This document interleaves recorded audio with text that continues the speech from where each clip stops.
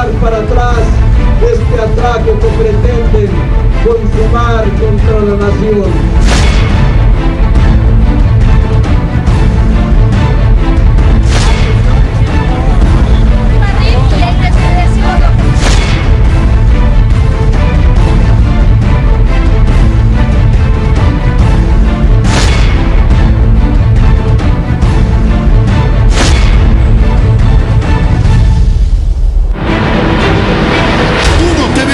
Primero las últimas.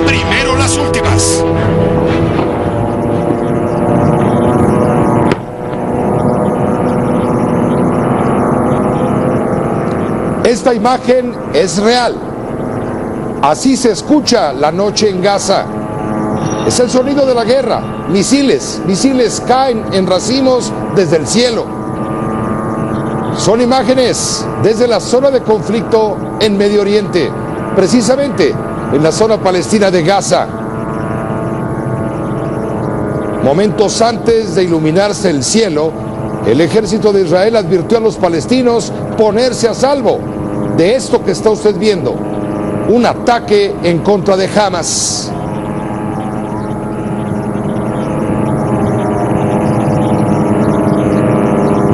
Ese sonido ensordecedor, como un zumbido a todo volumen, es como se escuchan los misiles, y en la noche negra, en el cielo negro, así se ilumina el horizonte con los bombardeos en la zona de la Franja de Gaza. Esta es imagen de la realidad.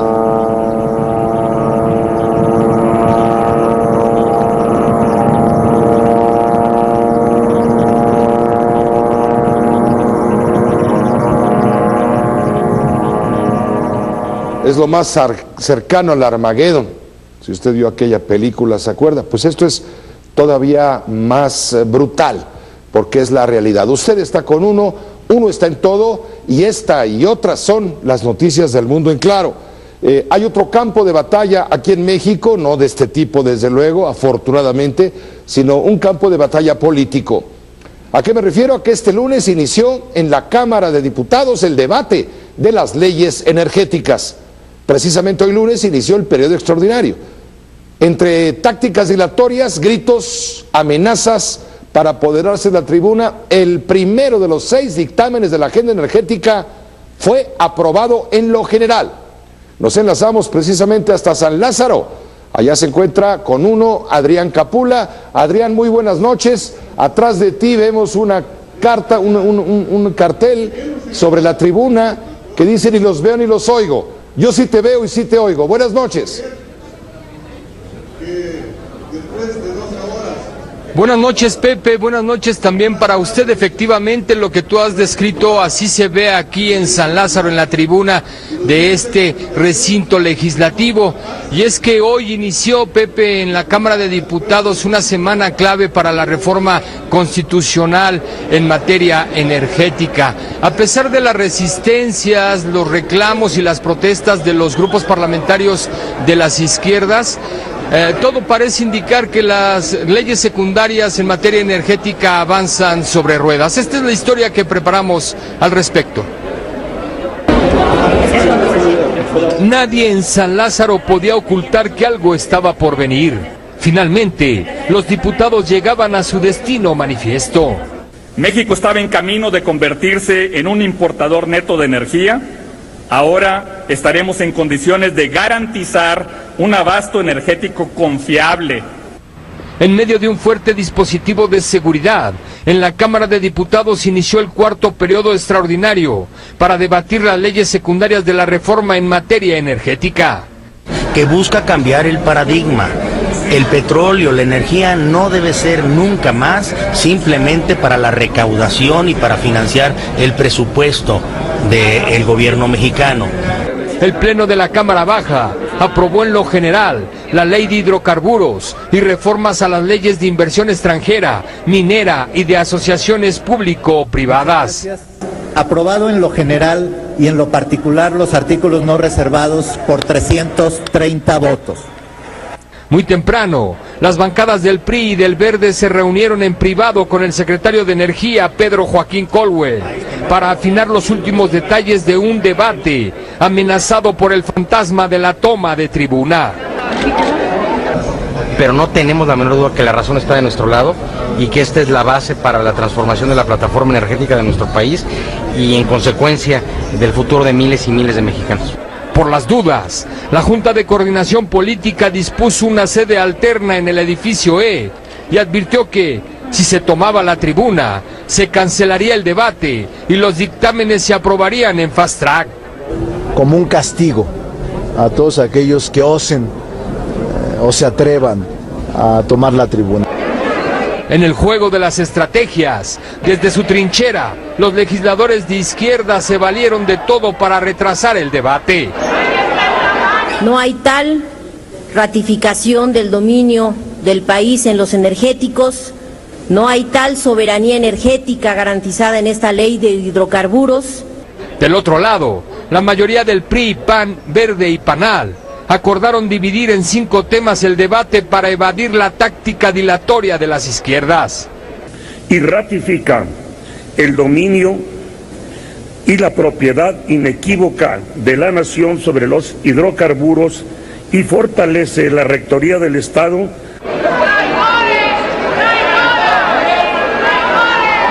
Pero, al grito de traidores a la patria y con pancartas en mano, los de la izquierda intentaron su última jugada para detener la aprobación del dictamen.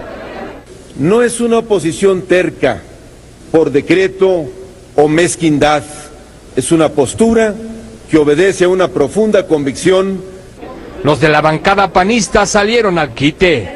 No les quedó el saco de traidores a la patria y se colgaron la medalla por la autoría de la reforma energética. Los verdaderos traidores a la patria están del lado de los conservadores de la izquierda. Los conservadores de la izquierda que ven en esta reforma la oportunidad electorera. Con las huellas de la batalla legislativa colgando de la máxima tribuna de la nación, en San Lázaro, el tiempo se cumplió. En el primer capítulo de las leyes reglamentarias de la reforma energética. Con uno, Adrián Capula. Adrián, no queda muy claro quiénes son los chevrones, porque así se refirieron hacia algunos que están a favor de la reforma energética. Pepe, bueno, pues es una frase que utilizaron recurrentemente, sobre todo legisladores de las izquierdas del PRD contra los del PAN, en donde intercambiaron este tipo de frases, podríamos decir de algunas halagos que se dispensaron ambas bancadas, y de repente como que se volvió un poco tensa esta discusión. Sin embargo, salieron ya después un poco más calmadas las cosas cuando se terminó la votación en lo general de este primer dictamen de los 6 que tiene por delante esta Cámara de Diputados. También te comento que los diputados se reservaron 793 artículos. De estos, Pepe, hasta el momento se dividieron por 5 temas temáticos, precisamente para evitar la forma retardatoria que está utilizando los partidos de izquierda y agilizar la discusión. De estos 793 artículos, Pepe, solamente se prevé que haya una modificación, es una reserva que presenta la Comisión de Energía al artículo 101, y tiene que ver con esta ocupación temporal de las tierras, en donde como pago de una contraprestación de esta tierra, para el caso del petróleo se mantendría como lo aprobó el Senado, del porcentaje de 0.5% hasta el 2%, pero en el caso del gas asociado cambiaría. Aquí está el cambio, la modificación que se haría, sería del 0.5 y hasta el 3% esta modificación, Pepe. Aquí continúa el largo monólogo que se ha convertido en un monólogo cansado, tedioso de las izquierdas, en donde tal parece que es un lamento, un muro de los lamentos, Pepe, y continúa esta discusión de los artículos reservados. Y nosotros seguiremos contigo, Adrián Capula, informando con uno puntualmente desde el recinto legislativo de San Lázaro. Buenas noches. Seguimos pendiente, Pepe, buenas noches. Gracias, Adrián Capula, con uno desde el recinto legislativo. Sí, vamos a estar el tiempo que sea necesario para llevar a usted la crónica puntual de lo que va ocurriendo. Apenas aprobaron, lo acaba de decir Adrián, en lo general, la primera de 6 iniciativas de ley secundaria, los señores legisladores. Faltan 5 y todas las discusiones en lo particular y reservas y demás. Eso es lo que ha ocurrido en las últimas horas, en los últimos momentos, dentro del salón de sesiones en este primer día del periodo extraordinario. Pero afuera, por la mañana, más temprano, simpatizantes e integrantes del Partido de la Revolución Democrática reiteraron su rechazo precisamente a lo que adentro se discute, la reforma energética. Con uno, Juan Rivas informa. Estamos listos para dar inicio a este evento. Desde afuera de la Cámara de Diputados, la advertencia perredista fue clara. Será el siguiente año cuando a través de una consulta popular busquen revertir la reforma energética. En junio del 2015 habremos de echar para atrás este atraco que pretenden consumar contra la nación. En el 2015 nos enfrentaremos los legítimos herederos de Lázaro Cárdenas del Río. 4,000 simpatizantes del Partido del Sol Azteca acudieron a manifestar su rechazo a las leyes secundarias de la reforma energética. Ahí también informaron que un grupo de legisladores viajará para advertir a las empresas transnacionales que pretenden invertir en el mercado de los hidrocarburos que el tema de la reforma aún no está cerrado. Nos sugerimos que el equipo que visita Inglaterra lo coordine nuestra compañera Socorro Ceseña, el equipo que visite España, nuestro compañero Carol Altamirano, Holanda, que lo coordine nuestro compañero Luis Cházaro, y así que se pongan de acuerdo en esta sugerencia que hace la dirección nacional de nuestro partido. Previo a ingresar a San Lázaro para la batalla legislativa, también hubo un mensaje por parte de los diputados. Nos llaman retrógradas porque defendemos lo que es de la gente. Hoy, tristemente, será un día histórico porque empezarán a consumar lo que comenzaron en diciembre, la privatización del petróleo y de la energía eléctrica. El presidente nacional del PRD negó que sus protestas sean tibias. Dijo que se manifestarán con apego a la legalidad.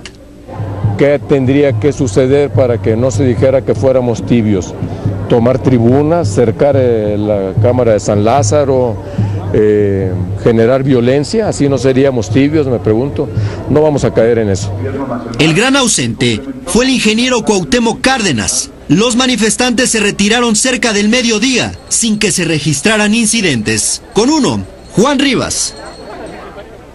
Y con uno, el maestro Jesús Silva Herzog Márquez, analista político. Jesús, hola, muy buenas noches. La gran ausencia fue presencia, me refiero a la de Cuauhtémoc Cárdenas. Esto desinfla, ¿no? Sí, bueno, yo creo que sobre todo si vemos estas protestas parlamentarias y en la calle de la izquierda mexicana en un contexto amplio, en el registro de lo que habían sido las protestas en intentos anteriores de reforma energética, sí creo que respondiéndole a Jesús Zambrano parecen en alguna medida tibias.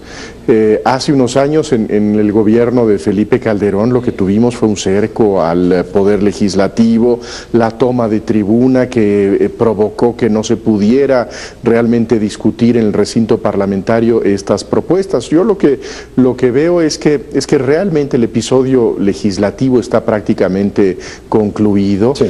Hay desde luego requisitos de trámite para que esto finalice, pero yo creo que eso está prácticamente acordado con una mayoría muy firme que ha establecido el gobierno con Acción Nacional y con el Partido Verde. Entonces, ¿a qué le está apostando el PRD? Bueno, yo creo que a elevar el costo político de esta reforma, a generar atracción a su forma de ver la reforma energética, a seguir reivindicando la bandera nacionalista y con una pista de esperanza institucional que es pues la consulta popular, en donde será la Suprema Corte de Justicia la que podrá decir si esto procede o no procede, pero yo creo que esta va a ser una de las líneas que definirá el debate político en las elecciones intermedias del año que viene. ¿no? Hay un artículo, el artículo 135 de la Constitución, que dice claramente cuáles son las causas por las cuales se podría revocar un artículo de la Constitución.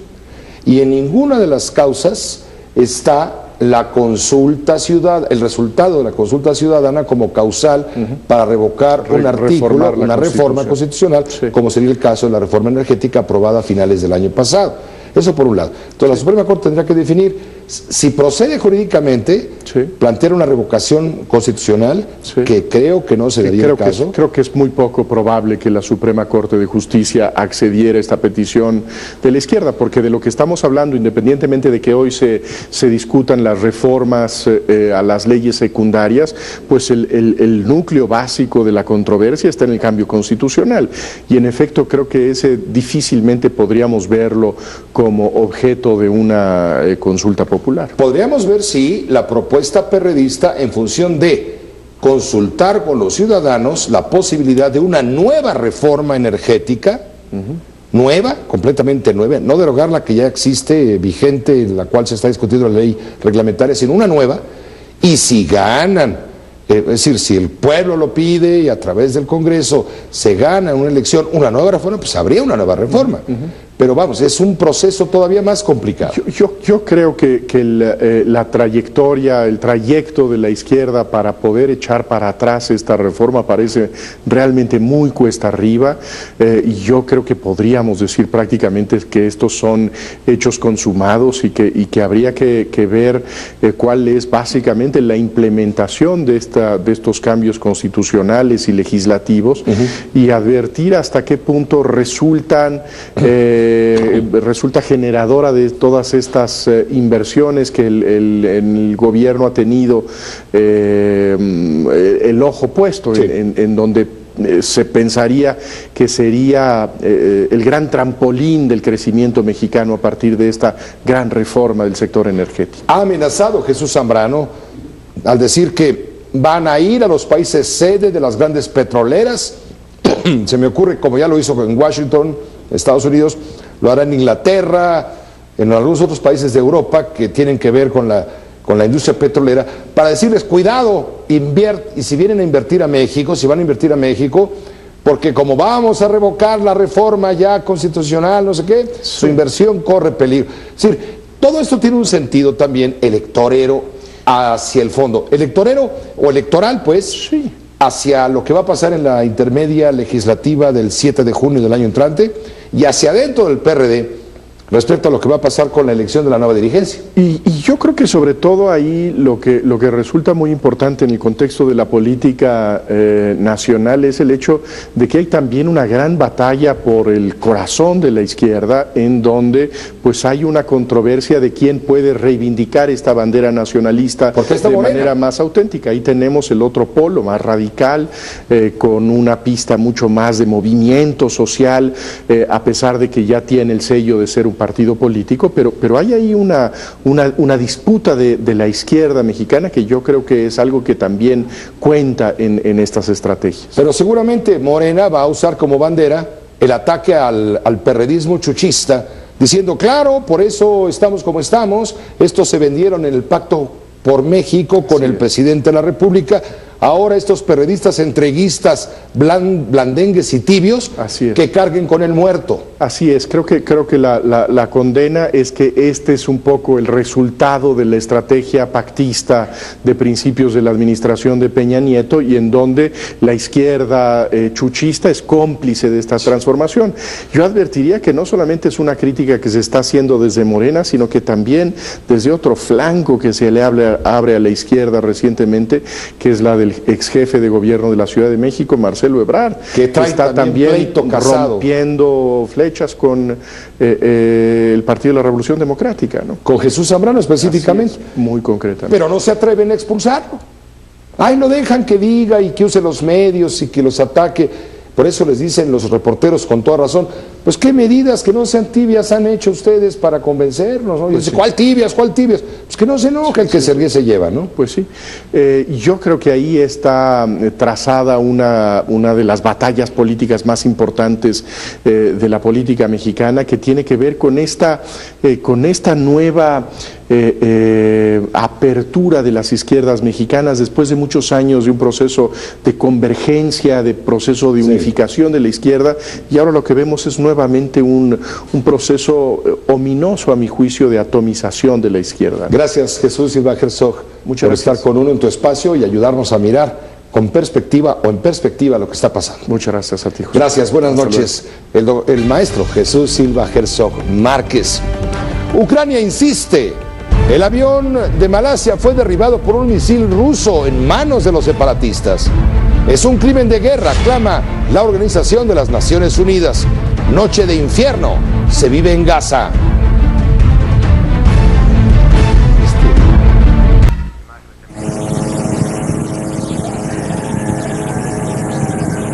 No hemos querido poner música de fondo ni ningún sonido artificial.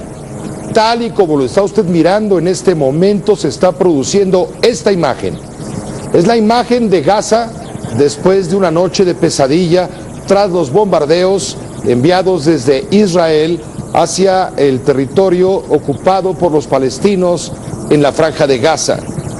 Son las 5 de la mañana con 53 minutos, ya de mañana martes 29 de julio. Así amanece tras los bombardeos la Franja de Gaza. Así se escuchaba y así se veía apenas hace unas cuantas horas, con el cielo negro de la noche. Así se veía el terror de la guerra y el sonido de los misiles.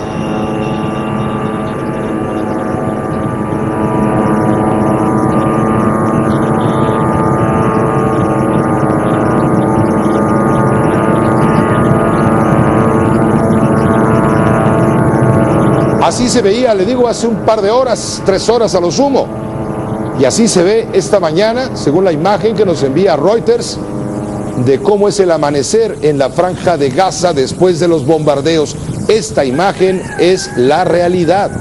Así está amaneciendo la zona de Gaza luego de más bombardeos. Aún ignoramos el impacto en vidas y heridos que este ataque de la noche ha provocado. El panorama es cada día más desolador. Por lo pronto y en las últimas horas, al menos 8 niños murieron cuando un misil cayó sobre un campo de refugiados. El artefacto estalló cuando los pequeños jugaban en el patio. En 21 días que dura ya la ofensiva militar israelí, el número de muertos en la Franja de Gaza supera los 1.100, sin contar los de esta noche y el principio del amanecer de un día más allá en Gaza. Por lo menos 8 niños se encontraban entre las 10 personas que murieron en un campo de refugiados de la ciudad de Gaza este lunes. Fuentes médicas y testigos afirmaron que se dispararon varios misiles desde un avión F-16.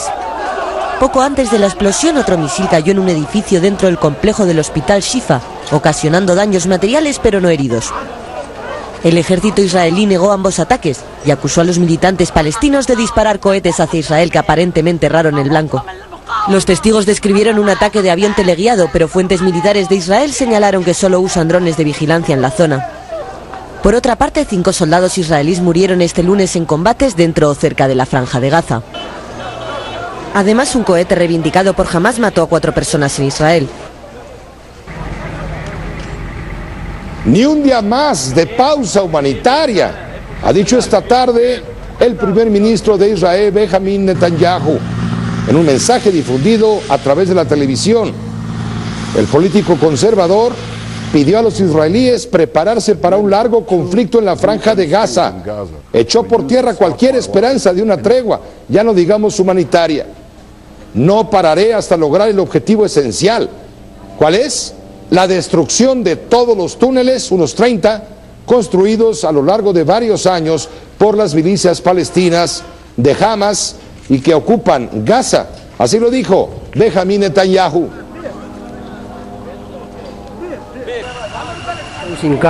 El asedio crea condiciones que solo hacen daño a civiles inocentes, aíslan aún más a Israel, aumentan la autonomía de los extremistas de todos los bandos y dejan a un mundo mucho menos seguro. La región ha conocido la violencia desde hace mucho tiempo.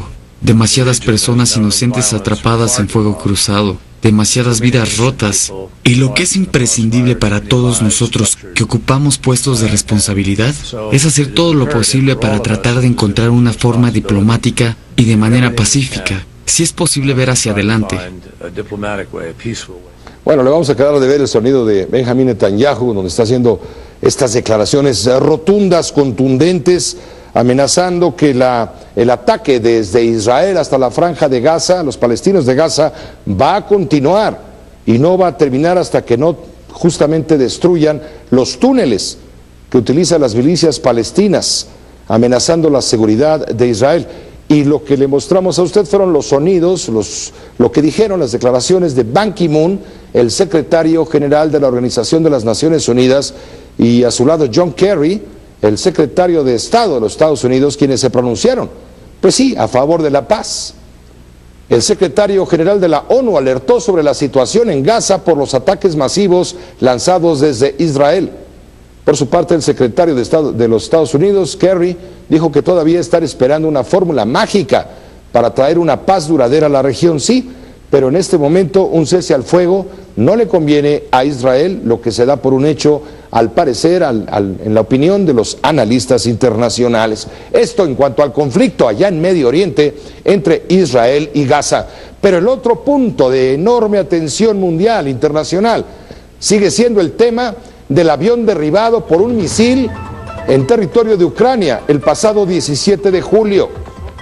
Este hecho podría ser considerado como un crimen de guerra, advierte la Organización de las Naciones Unidas.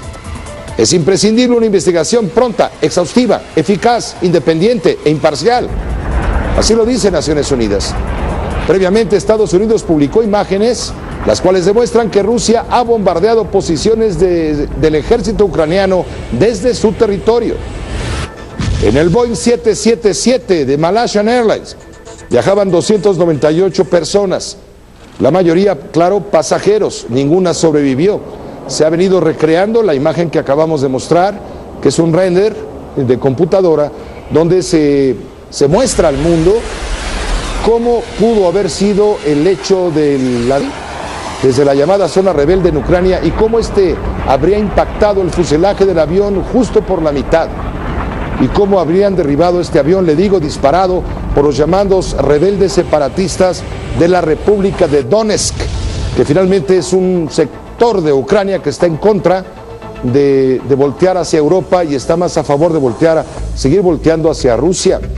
El avión habría sido derribado por este misil, y al impactar este misil, en animación, en otra que vi hace un rato, incluso se ilustraba cómo los cadáveres habían comenzado a llover desde el fuselaje del avión rumbo a tierra a 30,000 pies de altura, el día que ocurrieron estos hechos de tragedia.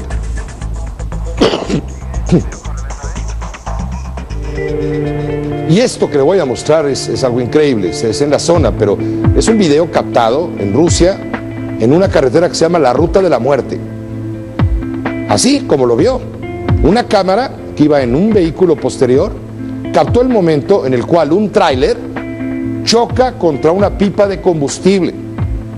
El accidente ocurrió, le digo, en la carretera rusa entre Chelyabinsk y Mas-Chebarkul, conocida como la Ruta de la Muerte. Es como la México-Toluca, pues, pero peor, por la gran cantidad de percances viales registrados en la zona, sobre todo cuando las condiciones climatológicas son adversas por nieve o lluvia. De acuerdo con testigos, el accidente fue producto del pavimento resbaladizo por la lluvia que caía en ese momento, de enorme impacto y de, por supuesto, enorme oportunidad periodística poder mostrar a usted este video. No hay mejor sentimiento que ver a tu equipo ganar. Con uno, Gabriela Cobo, vamos a cambiar el tema ya por un rato, ¿no? Hemos estado muy intensos y muy tensos. ¿Cómo estás, Gaby? Muy bien, Pepe, y más porque, bueno, es muy pronto para decirlo, llevamos 2 jornadas, pero el América lleva 6 puntos, vamos muy bien. Dice un amigo mío que me cae muy bien, pero que hace muchos berrinches. Dice, no, porque con la ayuda del árbitro, pues cómo no quieres que tu América gane. Te digo, bueno, tú pareces perredista. de protestas a todo lo que no estás de acuerdo. Sí, hubo polémicas porque hubo mucho tiempo de compensación, el último gol cayó en el último segundo y ya después se acabó el partido y por supuesto surgió la polémica por el arbitraje de Paul Delgadillo. Pero bueno, los Leones van al fondo de la tabla, no han podido sumar ninguno de los dos, ni León ni los Leones Negros. Y finalmente Chivas, que rompió con el maleficio de 10 años de no ganar en CU y se llevó el triunfo. Con uno, Alfredo Busch informa. El Apertura 2014 nos dejó una segunda jornada con 19 goles en la primera división. El viernes Atlas visitó al Morelia, donde se llevó el botín de los 3 puntos al derrotar 2-0 a Monarcas. En la comarca lagunera, Santos igualó 1-1 con Cruz Azul en un apretado encuentro.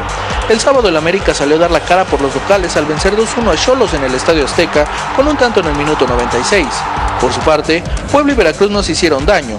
Durante el partido, Cuauhtémoc Blanco reapareció en el máximo circuito en el minuto 62.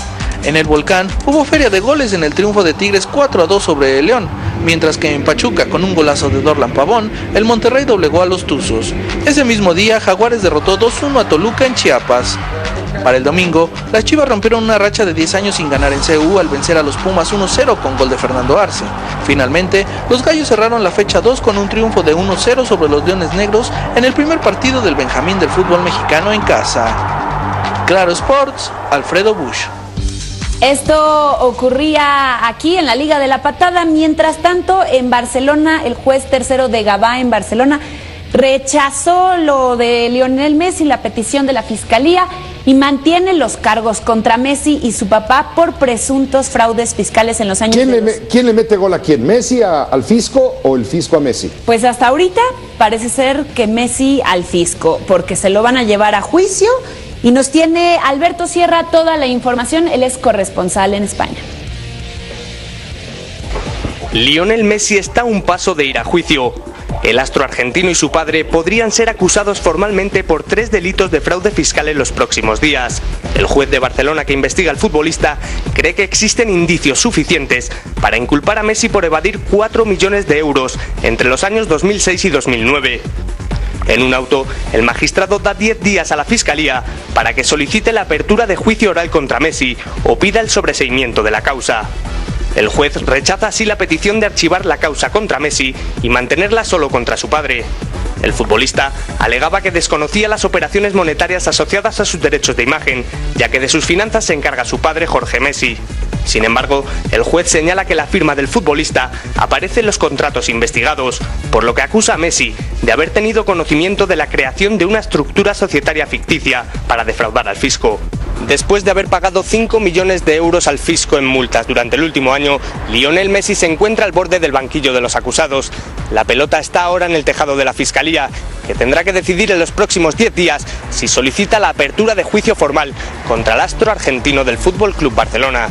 Desde Madrid con uno, Alberto Sierra. Por cierto, ya que estamos en España, comentar que a Guillermo Ochoa el Málaga ya le puso un ultimátum. Al parecer querían ficharlo, ya había habido rumores. Guillermo Ochoa no ha dicho nada. Se supone que también hay ofertas del Getafe, pero él sigue calladito estudiando todas las opciones y el Málaga dice que ya no puede estudiar. No le vaya a pasar lo que al perro de las 2 tortas, como decía mi abuelita. Por cotizarse de más, después se quede sin equipo. Sin torta. Y está el caso del Chicharito, que bueno, ya jugó 20 minutos en la gira que están haciendo en Estados Unidos los Red Devils, pero parece ser que los directivos del Inter de Milán ya se reunieron con los del Manchester United para acordar el traspaso y que se vaya a Italia. Y otro traspaso es la novela que se vive con Alan Pulido. Él quería irse a Europa, lo castigaron, lo mandaron a entrenar a segunda división, no quiso entrenar, ya salió de la Sultana del Norte y el sábado lo cacharon en el aeropuerto de la Ciudad de México con destino a Grecia. El dueño del Olympiacos, Vangelis Marinakis, afirma que ya fue fichado por el club. Después salieron rumores de que también el Standard de Lieja de Bélgica quería los servicios de Pulido. Pero bueno, Enrique Bonilla, el director de la Liga MX, dice que no puede realizarse este fichaje porque él todavía tiene contrato con Tigres. No le liberarían la carta y pues no podría jugar en Grecia. Entonces está prófugo de la Femex Foot. Sí. Alan Pulido es un jugador que tiene contrato con el Club Tigres y para nosotros hasta ahí va el asunto. Está es lo que contratado. tenemos. Sí, tiene un contrato con el Club Tigres. Esas están las instancias correspondientes. El Club Tigres tomará la determinación que le corresponda y en todo caso presentará en la Comisión de Conciliación y Resolución de Controversias la documentación que considere pertinente. No es que no se lo demos, es que el jugador tiene un contrato vigente, entonces no puede firmar otro contrato con nadie más. Como dices, que anda prófugo y luego la Federación Mexicana puede salir más brava que la justicia, ¿no? Seguramente el caso es que él se va, los manda al diablo, pues sí, porque lo bajan del equipo titular, digamos, principal, Sí. lo bajan a una sucursal de la primera, ¿no? Lo mandan como castigo, porque él Como castigo, quería ¿pero qué irse hizo? a Europa. Él quería irse a Europa y Tigres decía, no te vas. ¿No Y te entonces vas? decían, no hay ninguna oferta. Yo me quiero ir a Europa. No te vas y ahora te vas además a entrenar a segunda división. Y ahora los Tigres son como dueños sin perro. Ya se les fue se a les la fue, Pulido, ya. pero bueno, en una de esas lo que estamos escuchando es que lo regresan, no serviría de nada que ¿Cómo se lo van a hacer fuera. con cadenas, con la Interpol? Pues ni que fuera el Señor de los Cielos, ¿no? Pues así está el pacto de caballeros, que Anda. no le quieren liberar la carta. Benditos caballeros. Sí. Por eso es el fútbol de la patada. Pero bueno, en otro deporte que se puso muy bueno el día de ayer, el Gran Premio de Hungría, donde ya vimos por fin a otro ganador.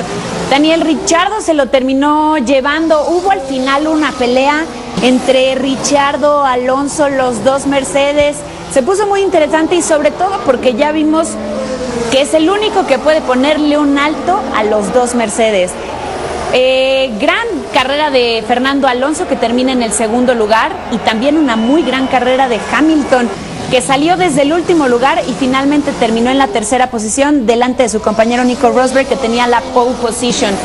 Una carrera accidentada desde el principio por las lluvias, la pista estaba mojada, tuvo que salir el safety car, hubo dos choques y bueno, otro choque fue el de Checo Pérez, mala suerte para los mexicanos, que en la última curva de la vuelta 22 agarró como... Se tocó con Hülkenberg. Con Hülkenberg, Sí. pero alcanza a agarrar como Su coequipero. un pedacito de lo que le dicen el lavadero y en Y la última lo- curva se va, Pues lo se proyecta. estrella con el muro.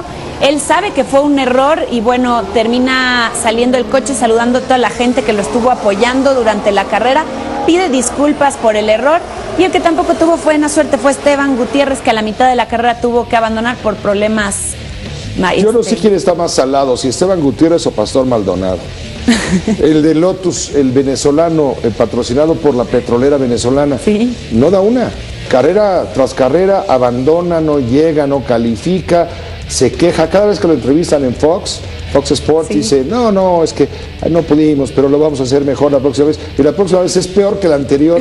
Y así va una tras otra, nada más porque tiene... Pero Esteban estaba ya rozando los puntos y justo es cuando tiene el problema y tiene que abandonar. Así tampoco le fue tan bien, tuvo muy mala suerte. Pero bueno, eso pasaba en la Fórmula 1. Mientras tanto, en la vuelta en la Tour de Francia, el italiano Vincenzo Nibali ya se adjudicó la edición número 101 y con esto entró un selecto grupo de ciclistas que han conseguido la triple corona, que es el Giro, la Tour y la Vuelta. Los franceses Jean-Christophe Perrault y Thibaut Pinto le acompañaron en el podio de París. Con uno, Miguel Martínez, corresponsal en París, informa. Tras recorrer 3.664 kilómetros resumidos en 21 etapas, el Tour de Francia llegó a su final, en donde se recorrieron los últimos 130 kilómetros para llegar y recorrer las calles de París. Dieron un total de 9 vueltas dentro de la capital francesa ante miles de personas que los ovacionaban. Pero este Tour de Francia 2014 estuvo marcado por diversos aspectos. El primero de ellos es que Francia no pisaba el podio desde hace 18 años y, por si fuera poco, 30 años de que Francia no lograba colocar a dos ciclistas en el mismo podio. Para esta edición 101 del Tour de Francia, el primer lugar se lo llevó el ciclista italiano y actual campeón de Italia, Vincenzo Nibali, de 29 años, quien ya logró ganar este prestigiado Tour de Francia. En segundo lugar quedó el francés Jean-Christophe Perrault, de 37 años, una esperanza para todo tipo de ciclismo, porque él no es ciclista de pista, es campeón europeo pero de bicicleta de montaña. En cuanto al tercer lugar de este Tour de Francia 2014, se trata del otro francés Thibaut Pinot, de 24 años, quien para muchos un desconocido que al inicio de la competencia sentenció que quería estar entre los primeros 5. Hoy no solo ocupa el tercer lugar de esta máxima competencia, se llevó también la codiciada camiseta blanca, que significa mejor ciclista joven menor de 25 años. Desde París, Francia, Miguel Martínez, Claro Sport. Pues hasta aquí el resumen de lo que sucedió el fin de semana. Eso de la Tour de France, que es una maravilla, termina claro en la capital de Francia, en París, en la bellísima ciudad de París, y es todo un evento comparable quizá con el día del 14 de julio, el día del aniversario de la Revolución. La gente se vuelca, hay una enorme pasión por el ciclismo. Sí. Aquí también, pero la difusión no es tanta como el fútbol o el béisbol o lo que deja más dinero. Pero en Francia, hombre, el fútbol, el ciclismo, el automovilismo, hasta arriba. Y todos los lugares por los que van pasando, padrísimo ver la Tour de Francia. Muy bien, Gabriela Cobo, gracias. Gracias a ti. Todos los deportes con Gaby Cobo. La disputa por el poder político en Estados Unidos embarra el tema migratorio. El gobernador de California ataca al de Texas por militarizar la frontera. Este mediodía, pasadito el mediodía, 12:16, una falsa alarma sísmica sonó en algunos dispositivos móviles en el Distrito Federal. Resulta que la aplicación Sky Alert emitió justamente una alarma de sismo fuerte. Pregunté, bueno, ¿qué quiere decir sismo fuerte? Pues algo de más de 6 grados Richter. Fue, como le digo, a las 12:16. La falsa alarma, explica Sky Alert, fue producto de un mensaje enviado por el Centro de Instrumentación y Registro Sísmico, CIRES, el cual fue mal interpretado por el sistema de la empresa. Es decir, hubo una falla técnica. Pero los miles y miles que tuvieron que movilizarse en oficinas, casas y demás, restaurantes, comercios, pues no se rieron tanto, ¿eh? El jefe de gobierno, Miguel Ángel Mancera, puso un tuitazo. Aclaró que la alerta fue emitida por una aplicación no oficial, para que no le echen ya más pulgas a su petate, ¿no? Yo creo. ¿Cómo estás, ingeniero Matuk? Javier Matuk, 10.com, Tecnolunes, ¿cómo te va? Muy bien, ¿y tú, Pepe? ¿Tú qué crees? Bien, gracias. ¿Tú qué tal? Bien, aquí con este mejor asunto... que los palestinos de Gaza, seguro. Ah, no, totalmente. Hasta tú estás mejor que yo. Total, bueno, ahí estamos iguales. Imagínate qué nochecita. Sí, claro. Estás acá y de repente... No. No duermes porque no puedes apagar la luz de los resplandores, de los estallidos de los misiles. Estamos hablando de una cosa terrible. Totalmente. Armagedón. Totalmente por allá. Y bueno, por acá con esto de la alerta sísmica que mencionas, ya explicó el funcionario de Sky Alert que malinterpretó el sistema, lo que le mandó el Centro de Instrumentación y Registro Sísmico. O sea que fallaron los fierros. No sé bien. Mira, este Centro de Instrumentación y Registro Sísmico fue fundado en 1986, justo después del temblor del 85. El terremoto. El terremoto, con el fin de... lo estoy leyendo, mitigar daños por los sismos. Y de inmediato sucede todo esto, se dispara la alerta, falsa afortunadamente, muchos dicen que bueno, preferimos que haya alerta y que no tiemble, a que haya temblor sin alerta, ¿no? Es como cuando pagas el seguro, ¡ay, qué tiradero de dinero! No, prefiero que tirar el dinero en el seguro a tener que pagar el vehículo o lo que sea. Exactamente. Por no haberlo asegurado. Exactamente. Y bueno, esto que es el CIRES se puso a escribir sendos tweets donde dice: la tecnología de aplicaciones para alerta sísmica aún no es madura en México. O sea, directo, ¿no? Contra estas compañías. Algunas aplicaciones no válidas son Sky Alert y otra que se llama Alerta Sísmica DF. Yo me pregunto, Pepe, ¿cuáles son las aplicaciones válidas? Porque no sabemos. Había una que era Urban 360, aquí platicamos de ella cuando salió, que también emitía supuestamente, estas alertas. Lo que no nos explican ni el CIRES ni otras instancias oficiales es cuáles son las alertas o las aplicaciones oficiales. Y menciona por aquí este CIRES, repite: la infraestructura en México para aplicaciones de alerta sísmica aún no es madura. La posible solución de telefonía es Cell Broadcast. Este asunto de Cell Broadcast... ¿Es lo que trajiste aquí a enseñar el otro día? No, es una especie como de mensaje, imagínate que fuera una cadena nacional donde tiene que llegar el mensaje a todos los celulares. Esto lo usan en otros países cuando hay precisamente alertas por problemas de tormentas muy fuertes, huracanes, situaciones de emergencia. El sistema celular está capacitado para que te llegue la información sin importar qué teléfono tengas, qué modelo, sin ninguna de esas variantes que tengan nada que ver, te llega la información como una alerta. En este caso, afortunadamente no hubo temblor. Desafortunadamente para Sky Alert se disparó esta alerta por una falla en el sistema, se echaron la bolita ahí rápidamente y después acabó tuiteando Sky Alert lo que tú mencionaste, que pues fue una falla, que no había ningún problema en general y que fue una mal interpretación del código enviado por esto que se llama el CIRES. Y hasta ahí estos sistemas son perfectibles, obviamente. Yo nada más pregunto cuáles son las aplicaciones oficiales y válidas, no las conocemos, si es que hay alguna, ¿no? Mira, yo hablé con los de Sky Alert y nos decían, sí, nosotros dependemos del CIRES, de este centro que nos da la información sísmica, pero también estamos desarrollando la tecnología, es decir, nuestra propia forma de hacer alertas y todo esto, ¿no? Ya se puso como loca la computadora. Está hablando mucho. Virus. ¿Trajiste no. Déjame irme con yo no he tocado nada. Bueno, ya se puso a hablar como tú, como loca. Ok.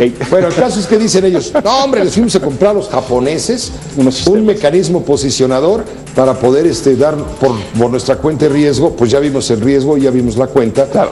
Hoy sí están muy, incluso se disculparon los Sky Alert, están muy apenados pues con los usuarios de la clasificación. Hablamos con Álvaro Velasco, él es miembro del equipo de Sky Alert. Dice, bueno, pues sí, fue un error, pedimos disculpas. Y fíjate, ¿no? Si tú te pones a leer los tweets de Sky Alert, finalmente mucha gente, agradece, entre comillas, este asunto que haya sido una falsa alarma y que no haya habido movimiento, ¿no? Entonces, podés esperar que mucha gente se quejara amargamente y no, afortunadamente para ellos, quiero pensar, pues la reacción en general fue, ok, no hay problema, un error lo tiene cualquiera, qué bueno que hubo alerta sin sismo y no al revés, ¿no? Que tiemble y que no funcione. Y no hubo sismo sin alerta. Y bueno, esto pues son sistemas y suelen Javier Matuk, muchas gracias. Con mucho gusto, buenas noches. Por estar con uno en tu espacio. Aquí estamos, a tus órdenes. Que te vaya muy bien. Muy a ver noches. si traes otro mecanismo posicionado que sí funcione. Ya viene. Gracias. Buenas noches. Buenas noches, Pepe. Números 1. La Bolsa Mexicana de Valores llega a su nivel más alto del año y se acerca a los 45,000 puntos. Finaliza con un alza de 0.36%, a la espera de reportes de crecimiento económico y del anuncio de política monetaria en Estados Unidos. En el mercado cambiario, el billete verde se impone ahora frente al peso mexicano. El dólar libre avanza hasta 20 centavos en ventanillas bancarias, en relación con el cierre del viernes pasado. Esto ha ocurrido en las últimas horas allá en Oaxaca, en la ciudad de Oaxaca, en torno a la presentación del Lunes del Cerro, la segunda presentación del Lunes del Cerro con motivo de la Guelaguetza. Hubo barricadas en torno al Cerro El Fortín, pues para evitar el arribo de maestros de la Coordinadora Nacional de Trabajadores de la Educación, quienes habían amenazado con hacer imposible la celebración del segundo Lunes del Cerro, que hoy tuvo lugar por la mañana una celebración, por la tarde la otra celebración y concluye de esta manera la Guelaguetza. Bueno, pues ¿qué fue lo que pasó? Que el gobernador les dijo no va a haber represión, les dijo a los maestros, sin embargo ellos se dejaron llegar con sus demandas, sus exigencias, los pararon los policías, no los dejaban pasar, ellos pues no se quedaron con los brazos cruzados. Pues muy mal, porque ya lo que marca el gobierno federal pues ya es algo que está más que cimentado, instituido, y pues esto no va a poder lograr nada más que hacer puras revueltas y afectarnos a todos. El subsecretario Nava, a través de la representación que tiene como parte del gobierno federal, hizo un compromiso político con los mismos normalistas. Debo decirles que estuvieron ahí, en esa mesa, las 11 escuelas normales del estado estuvieron presentes y el gobierno federal se comprometió a asignarles su plaza de manera inmediata. Por la noche la situación se puso tensa en la ciudad de Oaxaca cuando policías estatales intentaron detener al dirigente de comerciantes y artesanos Adán Mejía López. Los uniformados lanzaron bombas lacrimógenas, pero el dirigente escapó. Sin embargo, 35 comerciantes fueron aprehendidos. Esto ocasionó un clima de tensión en el campamento de la sección 22 de la CENTE, ubicado precisamente en el Zócalo de la ciudad de Oaxaca. Vamos con uno, con Ismael Rivera, corresponsal de Uno TV Noticias. Ismael, ¿qué está pasando en el centro de Oaxaca, en el Zócalo? Adelante. ¿Qué tal, Pepe? Muy buenas noches al auditorio. Pues efectivamente, a partir de las 8 de la noche aproximadamente, que intentaron detener a este dirigente de comerciantes y artesanos, pues todo se ha vuelto un caos en el primer cuadro de la ciudad de Oaxaca, porque pues los comerciantes se replegaron ante el temor de un posible desalojo. Igual los comerciantes establecidos procedieron a cerrar, a bajar sus cortinas, y bueno, la gente que estaba ahí, los comensales, los turistas, comenzaron a correr, empezaron a desalojar de inmediato los restaurantes que estaban abiertos, y bueno, todo en ese momento se volvió un caos. Y bueno, en este momento, en este preciso momento, hay mucha tensión, se han replegado los comerciantes, los profesores están reestructurando su campamento y están analizando cuáles serían las siguientes acciones a partir del día de mañana ante esta situación, ya que bueno, también pues reclaman al gobierno del estado no haber atendido sus demandas como ellos pretenden. Te agradecemos mucho, desde luego, la información que nos envías en este momento respecto a lo que está ocurriendo justo en estos minutos. Estamos con Uno en vivo contigo. Muchas gracias y buenas noches. Buenas noches, Pepe, buenas noches. Hagamos un breve corte, regresamos con más información. En este concurso que está cambiando a México. ¡Diseña el cambio! Está llegando información urgente. Rodrigo Vallejo Mora, hijo del ex gobernador de Michoacán, Fausto Vallejo Figueroa, y Servando Gómez Martínez, alias La Tuta, líder máximo de los Caballeros Templarios, sí se reunieron para analizar la situación del gobierno michoacano y encontrar nuevos mecanismos de comunicación y trabajo en el marco de las crisis por las recurrentes ausencias del entonces mandatario estatal Fausto Vallejo. Estamos mostrando en pantalla una fotografía que ha sido difundida a través de la agencia Cuadratín. Hay un video.